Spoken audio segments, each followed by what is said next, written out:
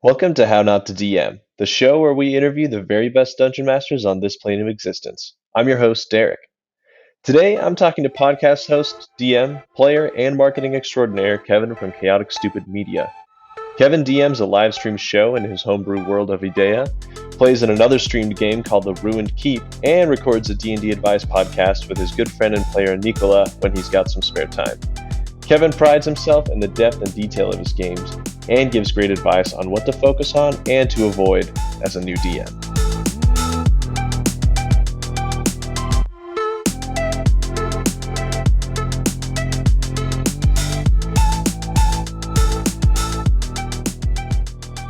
Hi everyone, my name is Kevin, and indeed I DM Tales of Edeah on my Twitch channel, and besides that, indeed with Nicola, we do a podcast called Chaotic Stupid, in which we like to discuss everything Dungeon Master related, and advice for Dungeon Masters and that sort of thing.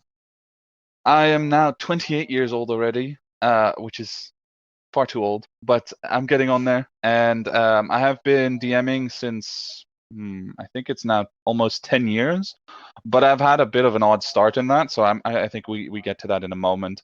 But besides that, I work in online marketing, so I like to dole out some online marketing advice as well with some other awesome folks on Twitter around, how to get your product out there, how to describe it, how to talk about it. So any questions like that, also feel free to hit me up on Twitter on Chaotic Stupid Co, which is where you can find me.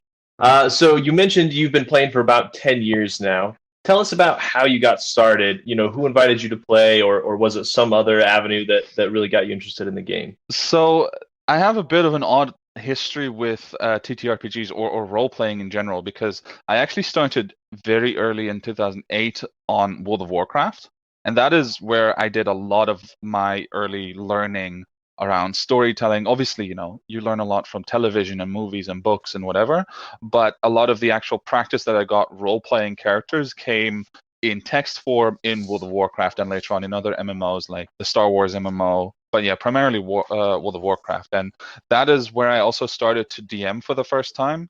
So I have to give a shout out here to my guild master at the time, because he was an amazing storyteller. And he really got me interested in telling stories in general. But I didn't actually get around to dungeon mastering until 2017. So my experience in TTRPG dungeon mastering is quite recent. But yeah, before that, it's a bit more convoluted. But I like to think of, having run what we called events at the time in World of Warcraft, it was a form of, being a dungeon master as well. You had to run all the whole setting. You had to run all the NPCs. So it was pretty much being a dungeon master. It's just we didn't have a system. So we just rolled 1 to 100, and if you rolled arbitrarily above 50, then that was fine. But yeah, I learned a lot from that, and then D&D kind of was the next level for me, in the sense of actually advancing to a system in which people have rules with which they can resolve conflicts, which is a big thing that's missing in online role-playing games, MMORPGs, when you role-play, because we don't have those systems. It was a huge step up for me, because that meant that I could actually tell stories in which bad things could happen to the players and they wouldn't be upset about it. Or at least, they would be upset as in, oh, wow, that's a crazy twist, but not upset as in, I don't accept this and I walk away, which is very common in MMOs. So yeah, that's, I think, a brief history of DMing for me. But yeah, since 2017, I have been DMing pretty much nonstop. I finished one campaign in about 2.5 years, and we are now on the second one. That's my second major campaign. And besides that, I do a lot of one-shots, and I try to get people at work interested and friends that are, on the fence about playing D&D or TTRPGs. I will run one-shots all day long just to see if they might, find their passion like I did. You mentioned you got your start in kind of MMORPGs. So when you decided to make the transition to, pen and paper role-playing games, Yeah. Was the world building intimidating, and how did your first world building experience go? In my case, it was definitely intimidating. I think world building is inherently intimidating, and it becomes more so when you come up with these grand ideas about what you would like to build. In my case, though, it was the need to make my own world in the first place that drove me to really DM TTRPGs. So, like many people, I got into D&D at first because I started watching Critical Role, and that was a lot of fun. and I wanted to play. I wanted to just be a player in a game, and I did that about 4 or 5 times in different games found through Roll20. But every time it wasn't the kind of game that I wanted to play in. And I couldn't blame the Dungeon Master because they play the game, the way that they think is right. But once I realized that I had such specific desires and needs for a game, I realized there's no way to find this without doing it myself. And that doesn't mean that there weren't other people playing the game the way that I hoped to play, but rather that it would be such a monumental task to find them that I thought it would be better to just get started on my own. And it kind of worked out because, for example, Nicola, with whom I do the podcast as well, he plays the way I want to, and he also DMs. So when we do one shots, he'll run a one shot for the group, and I get to play in a game the way that I want to play.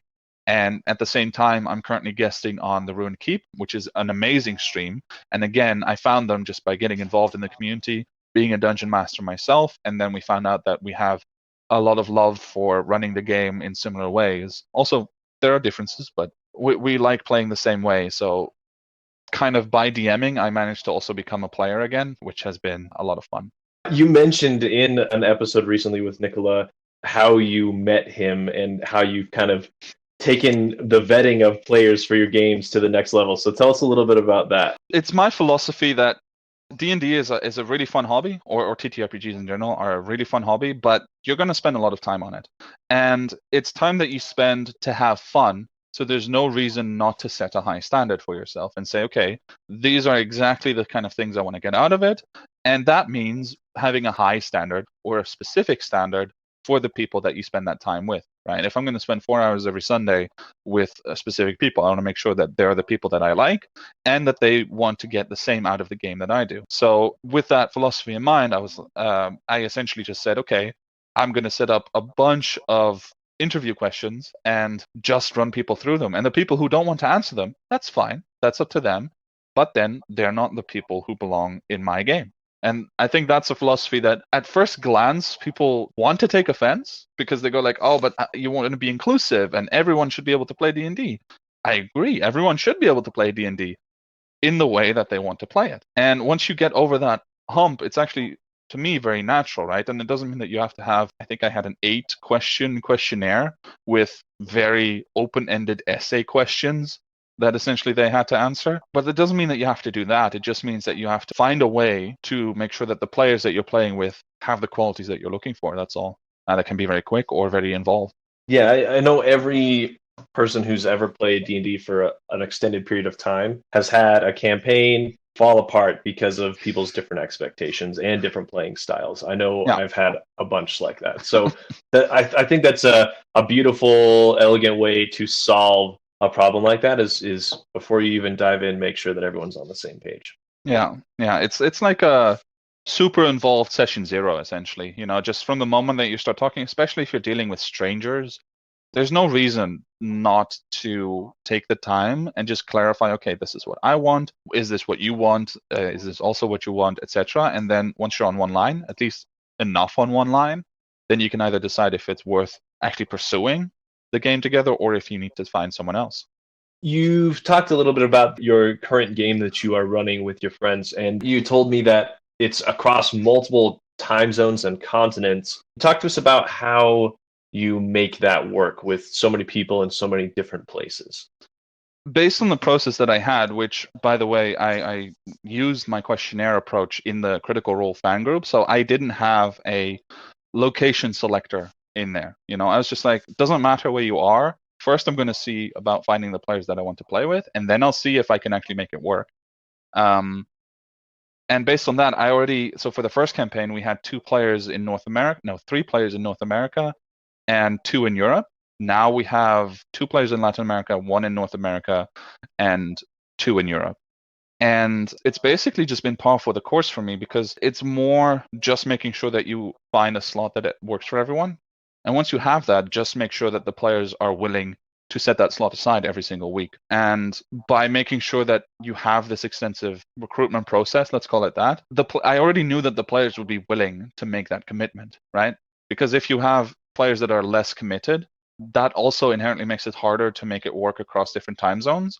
because people are less willing to set the time aside to make the game happen. But with these players, I know why they play. I know that they have the same attitude towards the game as I do. So when I ask them, hey, when we can't play on Sunday because two players are unavailable, let's play on Monday instead. It's not our usual time. People have to push some stuff around, but it makes sure that we have the game every week. And that is the other sort of aspect that really keeps my games alive, especially across different continents, is I always push to have a next game scheduled. Like if we can't do it this week, then we make sure that we have the time penciled in for next week already. The players are already aware, if need be, 2 weeks in advance, 3 weeks in advance in extreme cases, that there's always a game coming again, that they have to make that time or keep that time available. Because consistency is more important than anything. And I think that being across different time zones increases the difficulty, but that doesn't change anything about the fact that you just have to be consistent, and then you can overcome those difficulties as well. In the modern world with these technologies where we Mm. can play across all these different time zones and continents, I think that those principles hold steady, that as long as everyone's on the same page and prioritizes Yeah, and you're making time for it, then it will happen. definitely. All right, let's transition into your DMing experience. So I love to ask everyone that comes on the show, what are the worst mistakes you have made as a DM, and what can everyone who hasn't made those mistakes yet learn from them? Well, funnily enough, I think that my answer sort of ties into what we were just talking about, which is that probably the worst outright mistake that I allowed to happen is my eagerness to play overpowered my ability, my patience, and I didn't take the time to find the games that actually were suited for me. So I wanted to play so badly that I settled for groups in which I wouldn't be happy, and in groups that weren't happy with me as a result. And that's how I ultimately, of course, came to being a dungeon master. But I think that again, yeah, that being willing, being able and willing to have that patience for finding the right group is incredibly important, because that for me, it almost turned me off playing D&D entirely in the first place, because I thought to myself, oh God, I'm never going to find a group to play the way that I want. And even if I DM myself, I wasn't sure if I was going to find the players that would suit my play style. In terms of in the actual game, having made any like major mistakes, well, in the first campaign, we set up all the players with very involved backstories. So all the player characters already had a history together. And that was something I really wanted to push, because we wanted to have this narrative style where we really delve into the characters' backgrounds and stories and emotions. And we wanted the characters to have a foundation together instead of just being four random adventurers that happen to find each other. But ultimately, what I allowed was for one of the players who got a little bored with his character to retire that character. And I think that was a mistake, because I was then forced to find a way to introduce a new character that could have some sort of backstory again with the players, and it created a situation in which this character had to be integrated, and it just did not feel as natural as having the old character there. And that doesn't mean that I think you should force a player to play a character that they're bored of, but there are other ways to resolve that situation rather than just giving in and allowing the player to get a different character entirely. So I think that was the biggest mistake that I made outright, because indirectly it started to lead to tension in the group, and ultimately we actually had a hiatus during which we sort of reevaluated some things, and ultimately we ended up playing again, but without that player involved altogether, which is quite sad because he was a good friend, but it just didn't click anymore because we found ourselves drifting apart over the story and the direction that we wanted to take it in. Yeah, it can be hard sometimes, but I think for the good of the group, it's good to have those kinds of conversations and make sure everyone's comfortable and is willing to continue with the how things are or change things if they need to be changed. Yeah, definitely. But yeah, I think that mistake was also rooted in the fact that as a dungeon master, I wasn't willing to say no to certain things yet. Which, if for people who know me, that is quite uncommon, because I say no to everything that I feel is necessary. But in this case, we were all having fun, and I was like, okay, well, you seem unhappy, so I'll allow it. But realistically, I already had in the back of my head that I should find a different solution. I just didn't do it. So I think listening to those instincts and at least talking it through would have been much more beneficial, because then even if we introduce a new character, it would have been more well thought out than the way that it was done now. So let's kind of transition to your DMing style and the way you run your games. Talk us through your process as you're preparing for a game that you're going to stream. What's the difference between, the streaming games versus your normal home games that you were playing before you decided to share your content? So the biggest difference is obviously actually managing the stream. But also for the stream, I started to standardize things a little bit more. So for example, my introduction. My introduction now always starts with the location, the time of the year, and the year itself in world, because I find it sets a nice precedent, but also it's nice from episode to episode to have a sort of similar introduction. And I learned this from the Ruined Keep actually, but they do this really cool thing of there's always sort of the Ruined Keep itself as a location appears as a sort of character in the introduction. That's where you always start out and then you zoom into the players.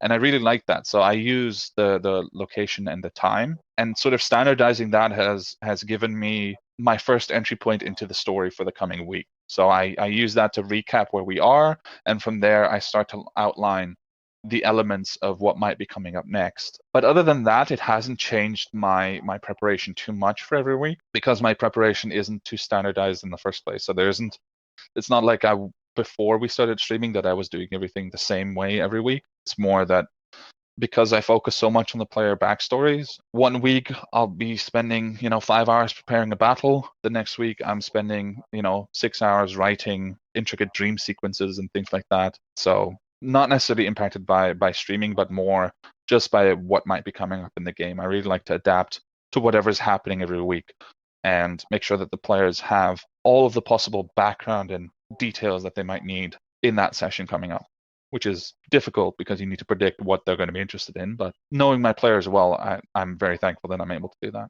I actually, in listening to a few of your streams and watching them, I feel like you are very good at setting the scene and making sure that your players understand all of the things that they could interact with or that they may notice.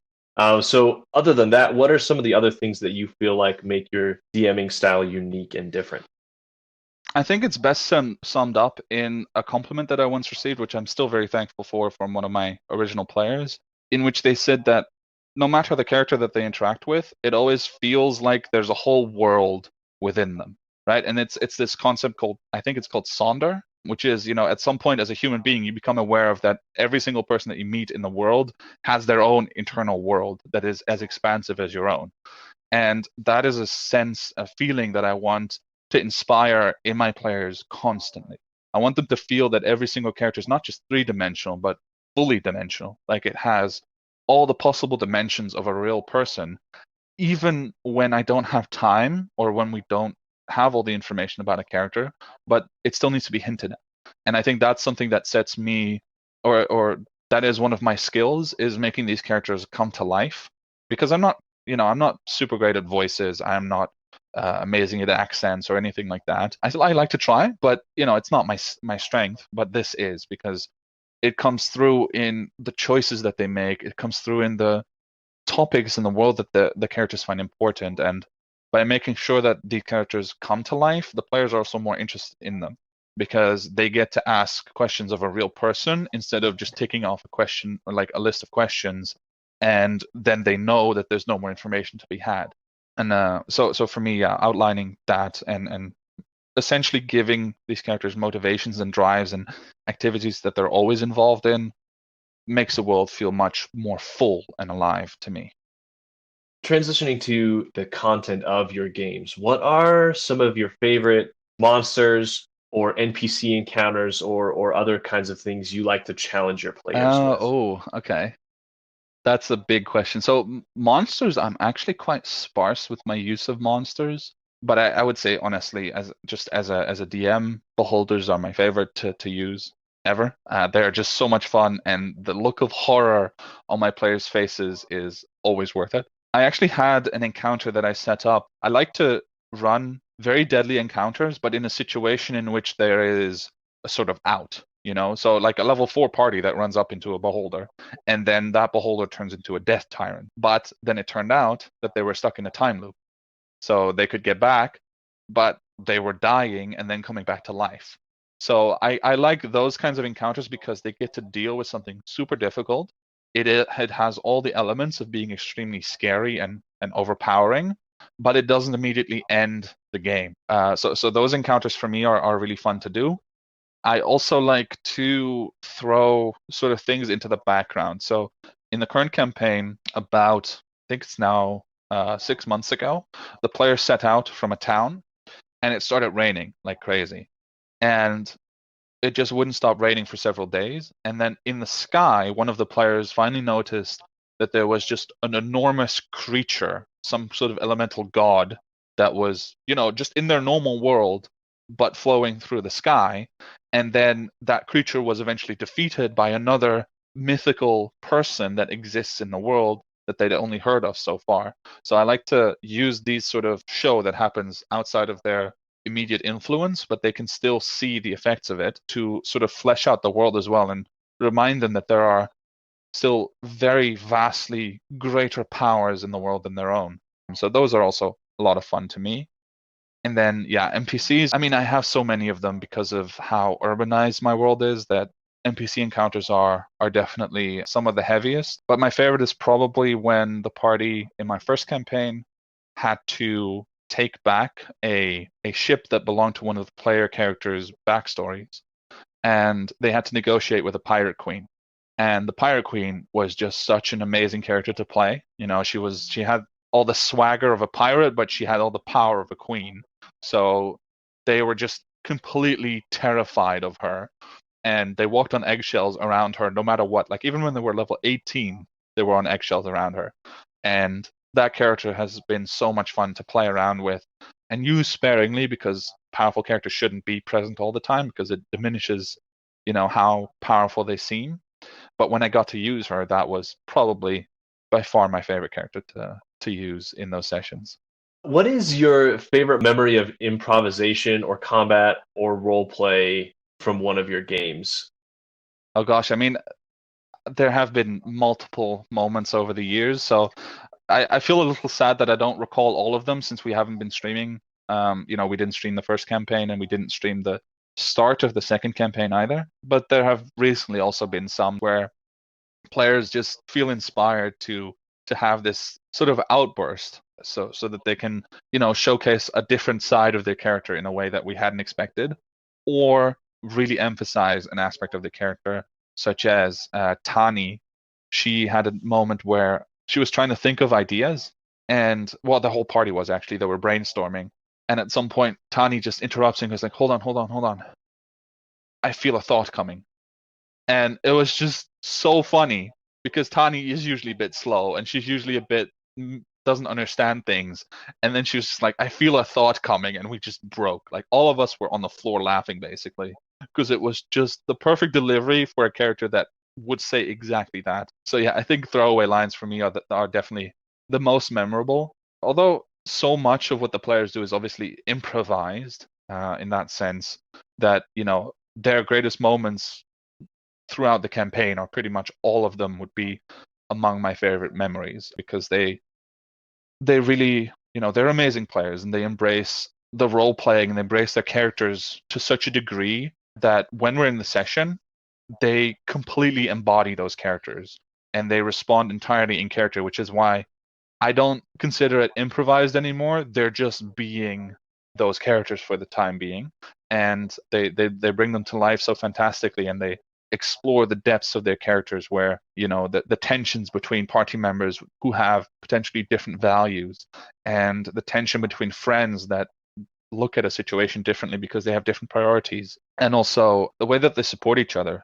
So Tani, again, has also recently discovered that she has a gap in her memory and that she might be associated with the cult of the dragon in that memory gap. So she told the party about that, and the party just had like a 15 or 20-minute session where they just sat around the table and listened to her talk and then just reassured her that no matter what she did in the past, she is who she is now. And all of them pitched in to reassure Tani, the character, and it was beautiful. Like, it was genuinely heartfelt and moving and very honest and still in character. Each of them was purely in character, and I would say that's probably one of my favorite moments all around from the current campaign. There's something incredibly satisfying about building a world, building all these situations, and then seeing how creative your players can be in filling those gaps and creating these Yeah. moments that stick out in your mind Yeah. like this. It's Yeah, beautiful. absolutely. It's why Yeah. we do it. What are your parting words of wisdom and encouragement to new and aspiring DMs? Don't start too big with world building is my favorite advice to give in general, because people look at DMing as this monumental task, and it sort of is, right? It is a huge responsibility that you take onto yourself, but it is not as big as people sometimes think it is. You don't need a whole world in your head. You don't need to have a globe with 100 different countries and 25 million different people.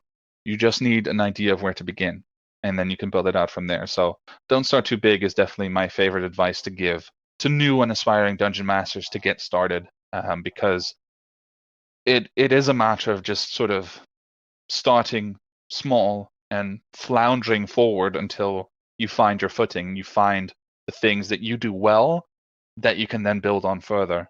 And it is such a shame to see people who have an amazing imagination stop themselves from playing dungeon masters or even playing characters because they think that they couldn't do it. And the truth is, no one can do it from the start. That's why you start learning, right? That's where it begins. So just start small, try it, and you will get better. And it is, however you start is also already good enough.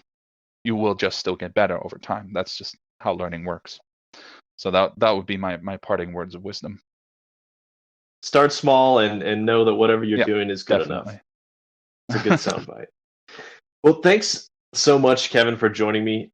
Do you have any projects that you're working on? Anything you want to plug while you're here? I think I'll plug mainly our actual sessions. So on Sundays at 6 p.m. CEST, that is noon EST, you can find us on twitch.tv/chaotic stupid media, where we play Tales of Edeah, which is our very, very detailed and involved political D&D 5e campaign.